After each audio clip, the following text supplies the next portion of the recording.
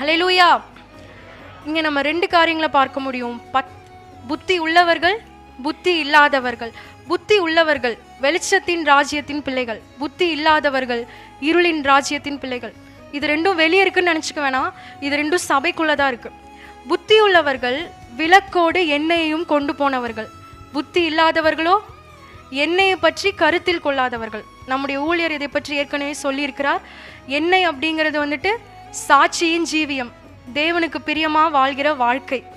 இந்த புத்தி உள்ளவர்களோ தங்களை சகல ஆயத்தத்தோடும் தங்களை காத்து கொண்டவர்கள். மணவாளனுடைய வருகைக்காக சாட்சியின் ஜீவியத்தோடு, பரிசுத்தத்தோடு, தேவனுக்கு பயப்படுகிற பயத்தோடு தங்களை காத்து கொண்டவர்கள்.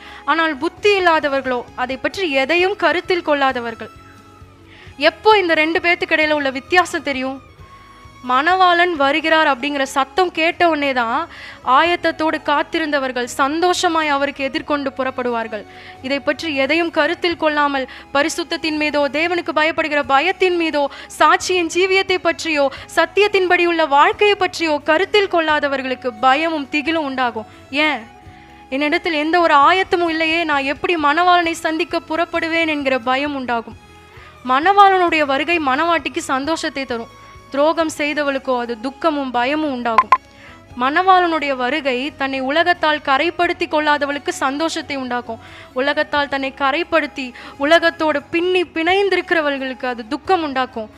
ஏன்னா அவர்களிடத்தில் எந்த ஒரு ஆயத்தமும் இல்லையே. நாம் யார் என்று நாம் நிதானித்து பார்ப்போம். நாம் புத்தி உள்ளவர்களா இருக்கிறோமா?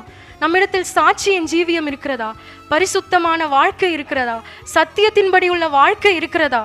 நாம் இன்று திரும்பாவிட்டால், இன்று மனம் திரும்பாவிட்டால் வேறு என்று திரும்புவோம்? இதுவே ரட்சண்ய நாள். நாளைய தினத்துல பார்த்துக்கலான்னு நம்ம சொல்லவே முடியாது.